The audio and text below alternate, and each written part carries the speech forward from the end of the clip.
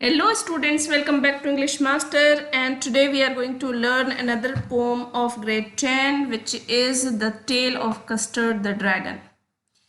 It is a ballad. Ballad is a poem that tells a story.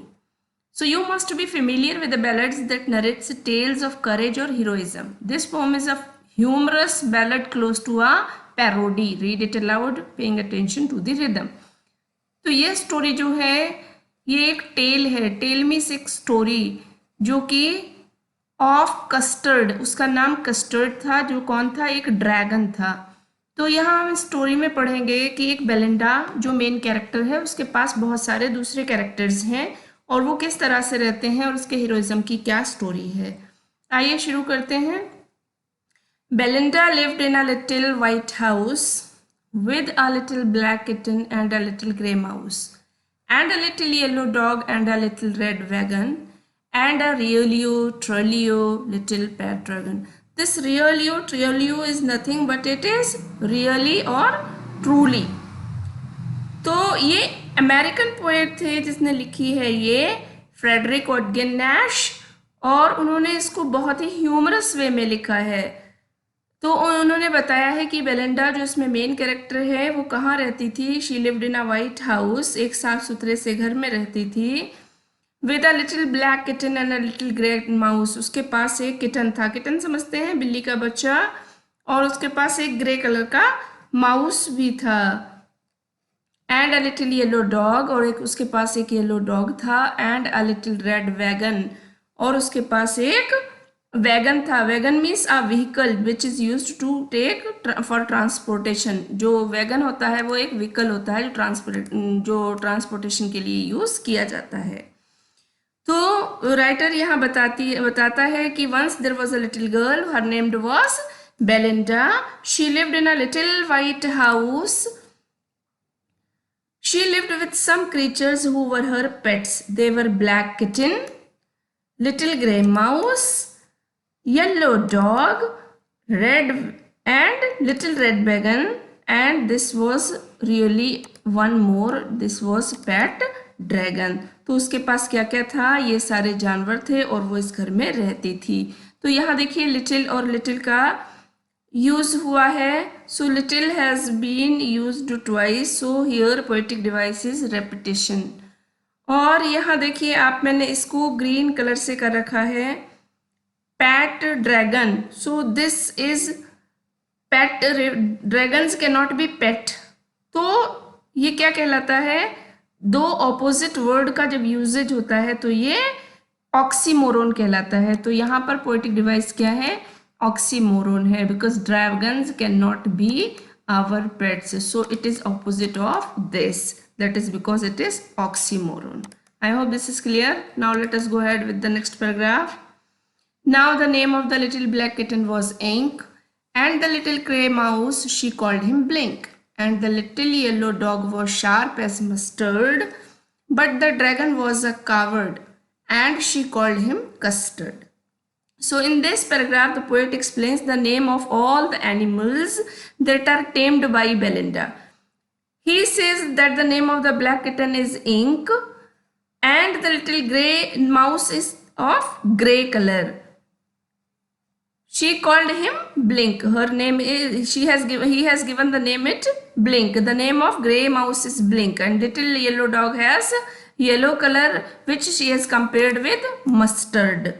And the dragon that was a coward means was a weakly, which is called as custard. उसने उसको custard क्यों बुलाया है, क्योंकि वो बहुत soft था, बहुत वीक था, इसलिए। तो इस पैराग्राफ में, इस स्टैंजा में हमने पढ़ा कि बेलिंडा ने अपने सारे कैरेक्टर्स का नाम और उनकी जो आदतें हैं, जो किस तरह के हैं, वो बताया है, उनको अपीयरेंस दिया है। जो ब्लैक है वो किटन जो है वो ब्लैक है, उसका नाम इंक है। माउस ग्रे है जिसका नाम ब्लिंक है, और उसके पास एक येलो डॉग है जो किसकी तरह दिखता है, मस्टर्ड, यानी मस्टर्ड के फूल जो पीले कलर के फूल होते हैं उनकी तरह। और ड्रैगन है उसके पास, वो कावर्ड है, कायर है, और उसने उसको इसलिए क्या नाम रखा है, कस्टर्ड। तो यहाँ पर आप देखिए, इसको मैंने हाईलाइट किया हुआ है। तो yellow dog has been compared with mustard, so here it is simile. जो पोएटिक डिवाइस है सिमली है। और इस लाइन में सी साउंड का रिपीटेड यूज है, सो इट इज एलिट्रेशन। तो इस लाइन में हमें एलिट्रेशन मिलता है। आइए नेक्स्ट स्टेंजा पे। Custard the dragon had big sharp teeth. Now here is the description of the animal custard. कैसा था वो? उसके बड़े शार्प टीथ थे and spikes on top of him and scales underneath. Mouth like a fire place, chimney for a knows and trilio daggers on his toes। तो यहाँ देखिए spikes क्या होते हैं? Spikes are thin pointed surface, very thin pointed surface. And scale क्या होते हैं? Scale thin bony plates protecting the skin. Like आपने फिश के देखा होगा, वो उसके ऊपर जो लगे रहते हैं वो स्केल कहलाते हैं, या जो भी रेप्टाइल्स होते हैं उनके दिखाई देते हैं।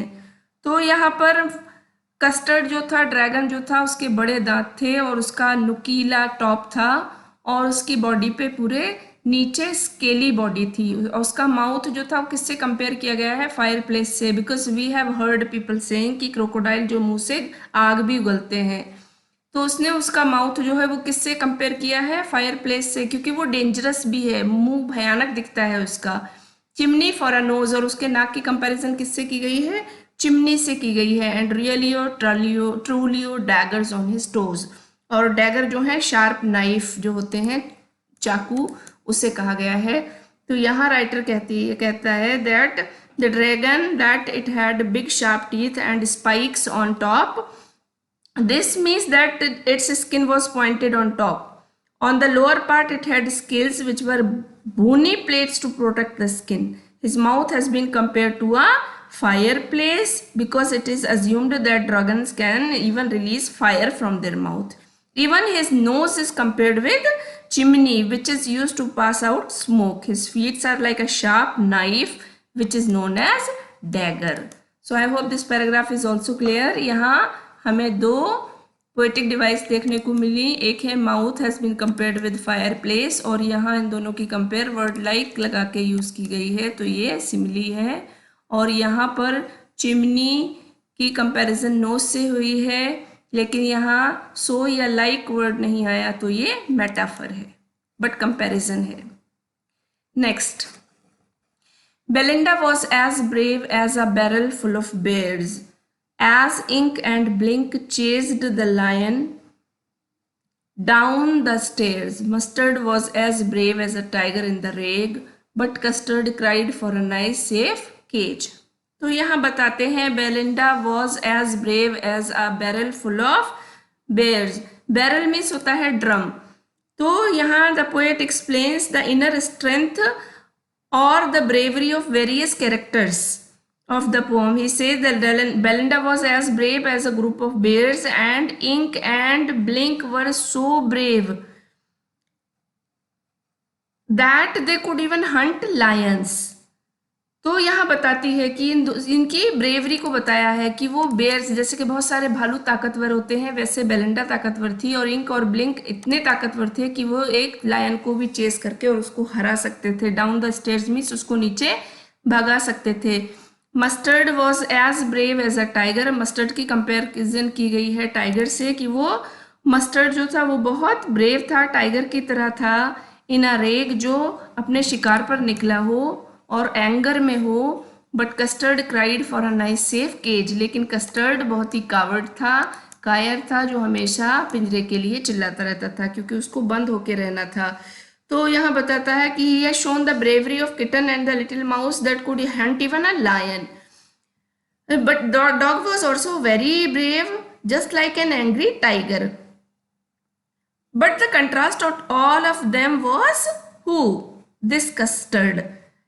Because he was so afraid of everything that he always demanded for a safe cage. He wanted to stay inside the cage and spend his time there. आइए next stanza. Belinda tickled him, she tickled him unmerciful. Ink, Blink and Mustard, they rudely call him Percival. They all sat laughing in the little red wagon at the Rialto trulio cowardly dragon. तो यहाँ हम देखते हैं कि Belinda tickled him, tickling means गुदगुदाना, she tickled him unmerciful, unmerciful means बहुत निर्दयता से उसने उसको गुदगुदाया। Ink Blink Mustard they rudely call him Percival. तो पर्सिवल मीन्स है एक ऑथर का कोर्ट हुआ करता था, एक दूत जिसे हम मैसेंजर भी कहते हैं, नाइट कहते हैं, KNIGHT नाइट। तो यहाँ उसने बताया है कि वो उसको इतनी क्रूअल होकर के गुदगुदाया करती थी, जितना क्रूअल कौन था, पर्सिवल था। This is the name of a person who used to be very cruel. They all sat laughing in the little red wagon, वो सब किस में बैठ गए, हंसते हुए वैगन में बैठे। At the realio trulio cowardly dragon, तो Belinda used to stroke the dragon in a very cruel way. Ink Blink and Mustard will make fun of him and they will compare him with a knight whose name was Parsival and who thought to be very brave, but he was not brave, he had lack of courage. They used to tease the dragon while sitting in the red little wagon. तो यहाँ writer ने बताया है कि Belinda जो थी उसको बहुत बुरी तरह से गुदगुदाती थी, और इंक ब्लिंक और मस्टर्ड सब उसको पर्सिवल बुलाते थे। पर्सिवल एक दूत था जिससे बहुत बहादुरी समझा जाता था, लेकिन वो बहादुर नहीं था, वो कायर था, और वो एक दिन डर से भाग गया था। तो वो सब लोग मिलकर एक रेड कलर के गाड़ी में बैठ जाते थे और बैठ बैठ कर वहाँ उसकी मजाक बनाया करते थे। तो रियोलियो ट्रोलियो ये बार बार रिपीट हुआ है, तो यहाँ तो रिपीटेशन है, और यहाँ पर जो अल्यूजन है ये जो है Percival is the reference of a person who used to be understood very brave, but he was not actually brave. तो यहाँ पर हम देखते हैं ये पर्सोनिफाई किया गया है, जो पर्सन जो है वो किससे पर्सोनिफाई किया गया है, ड्रैगन से पर्सोनिफाई किया गया है। So in this line there is a personification used. Coming to the next stanza. Belinda giggled till she shook the house, and Blink said, "Whack! Which is giggling for a mouse?" Ink and Mustard rudely asked his age, when Custard cried for a nice safe cage. तो हम फिर देखते हैं Belinda ने giggle means laugh करना होता है, till she Shuk the house जब तक कि घर हिल नहीं जाता, वो जोर जोर से हंसती है। And blink said wake, wake is a sound made by mouse which is giggling for a mouse. तो यहाँ इसको इस लाइन में एक्सप्लेन किया गया है कि ब्लिंक जो था वो वेक करता था, वेक जो है वो क्या है, माउस की हंसी है।